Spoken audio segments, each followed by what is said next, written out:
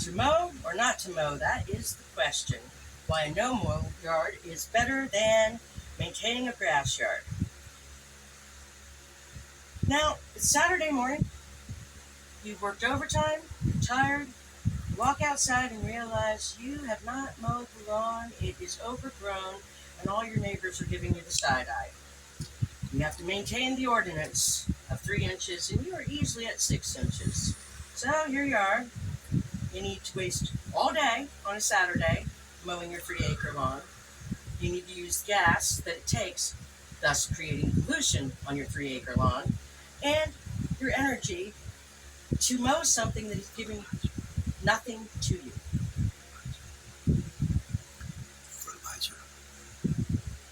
Fertilizer. Oh, not to mention your fertilizer. So you got your time, your energy, resources, which could be fertilizer, weed killer, the gas for your lawnmower, a myriad of things that go into maintaining something that largely, what environmental benefit is canceled out by the poisons. That said, we're going to give you a brief history of why we started doing lawns in the first place, which might surprise you. It actually began in the 1700s. Landscape designers in England and France premiered the concept of closely cut, well-kept grass areas in gardens, drawing on the word lawn, which referred to a grassy woodland clearing. They coined the term lawn in the process. Well, as one may say, maintaining the grass lawn was a sign of wealth and status. So, you have land to waste. Here in America, in 1806, U.S. President Thomas Jefferson, an avid horticulturist, was among the first to replicate European lawn styling in America at his Monticello estate, I believe.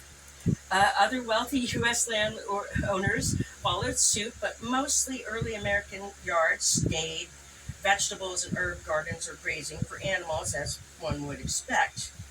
Now, the concept is to have enough excess time and energy in your life to spend on cultivating a lawn means that you're a successful member of society, not just economically, but in spirit and values as well. So this is what they were trying to propagate in the idea of a lawn. If any individual could be called to have invented the lawn, it is Friedrich Law Olmsted in 1868. He was called on to commission the design of a suburban area outside of Chicago, the first of its kind in America.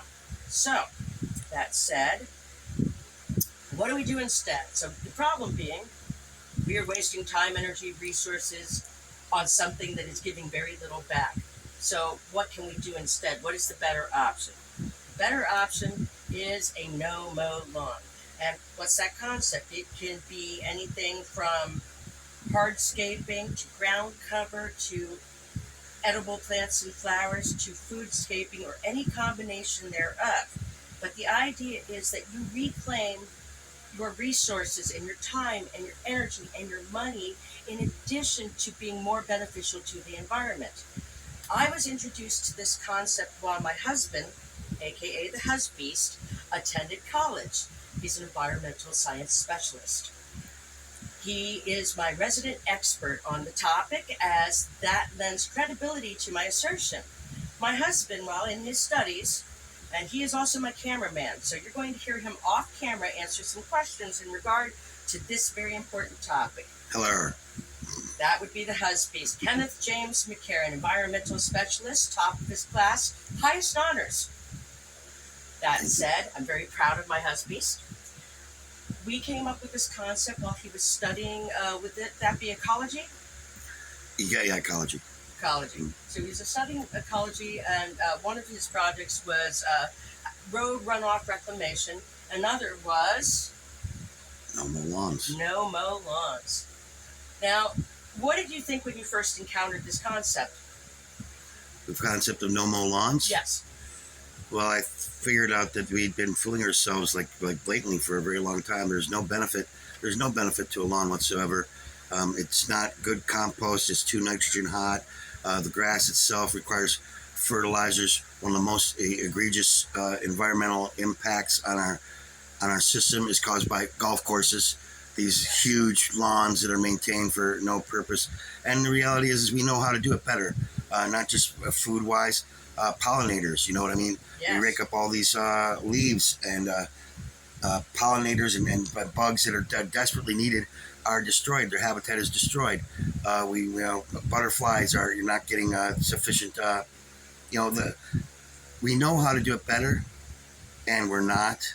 And the reason that we're not is all based on hubris. Yes. On hubris. Yeah. The idea of status, it's all cultivated in the Precisely. idea that this demonstrates status, and it's become something we became comfortable with because it's really rests in the do it as it's always been done when there is a better way. So the idea is, I'm trying to persuade you of this better way, and there's many ways to achieve it in stages, no less. It doesn't have to be Several paths. a complete boom transition. Many You can do paths it to take. over time. Now, in my studies with my husband, ground covers are very good. However, ground covers are not only ideal for all site locations and are not totally maintenance free. So ideally, you would mix things to create the best mow-free yard for you. In my readings, there are a myriad of ground covers. You can find that on the Wisconsin Horticulture website that I can give you information on later if you care. But right now we want to talk about your general mow-free yard, which is usually a combination of hardscaping, ground cover, which is, once set up, you're good to go there, and ideally foodscaping. You want to kind of mix these things together to introduce biodiversity into your lawn and eventually get to a completely maintenance-free yard. That is the goal. Save that time, save that money, save your resources, save your energy, and contribute Save the planet. to the planet. Save that planet. That's right, honey. Save that planet. Now, this is an example of a biodiverse foodscape where they mix edible flowers and plants. That it's easy to see why this landscape bed blending edible herbs, peppers, tomatoes, and grains, among other perennials and shrubs, earned this particular author, Bree Arthur, is a specialist in this area, Yard of the Year Award for her Homeowners Association. So this is being done inside the confines of a homeowners association. So that's something that you could work on if you happen to have to report to one. But if you don't, all the better. Now, these compact basil plants make great edging along the front of ornamental and edible landscape beds. So this is another way you can introduce the edible into your foodscaping or landscaping, in this case to replace the lawn. Here's another great example. The intermingling of these types of plants is also the best way to increase the biodiversity in your landscape. Avoid monoculture. You want to avoid monoculture because it's going to take too much maintenance, and you want to set up a system that feeds itself. The waste from one feeds and fuels the other in a cycle. Yep, nature works in circles. What they call biomachines? Yeah, that's my thing. Yeah. Tell me about biomachines, Kenneth. You take the processes of one freaking biological process and you plug that, when it comes out of it, into the next biological process, and you can step this down to create soil, energy, clean water, food and growing situations, mushrooms. There's huge amounts of things that have been learned about mushrooms. We now have mushrooms that can literally digest diesel fuel. They have food plants and herbal plants that are not being, they're native plants, but nobody's growing them. They could be easily grown in most of these lawns. There's oranges that can be grown in Wisconsin that I know about. Passion fruit that can be grown here. Nobody grows it. We're very excited about this topic, as you can tell. And I can't wait until we're in a position to actually execute this plan for ourselves. When we were in Pennsylvania, we were on the midst of doing that.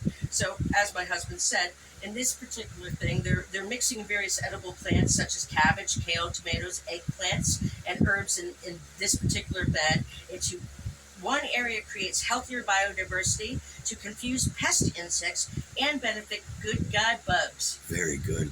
Very good. Thank you. I like positive reinforcement. Thank you, Indeed. Huskies. Now, this is an example of the mix of edible garden and hardscaping. This is an utterly mow-free gardscape.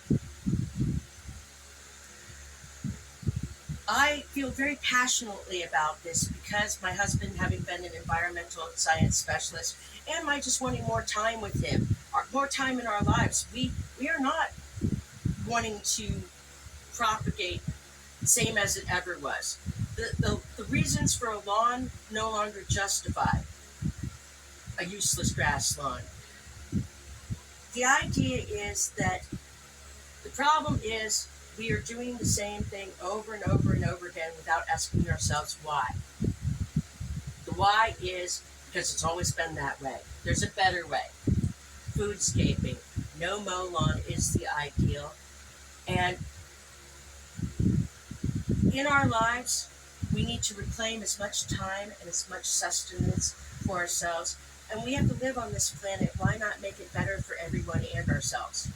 Reclaim the time and energy, propagate things that are both beautiful and nutritious to bugs, birds, bees, all of the various, life forms, ourselves. You feel better about it. I would feel better about it, definitely. That's why I'm so interested in it. So, I really appreciate you taking the time to listen to my speech. And thank you, Husbeast, for being my resident, expert, credible, what would we call a consultant. Remember that the entire human race owes its existence to the fact that there's 4 to 6 inches of living soil on this planet, and it rains. We need to be better stewards of this planet, and this is a very, very big step. Lawns are bad. We can do better. Thank you. Thank you for taking the time, everyone, to listen. And I hope that I persuaded you to give this a try. For my parting note, you can do this in stages. This doesn't have to be an all or nothing proposition. You can start in an area and progress over time until you can achieve this goal. The end goal is to be able to enjoy your yard, not have it run you. Thank you and have a great day. Beautiful, honey.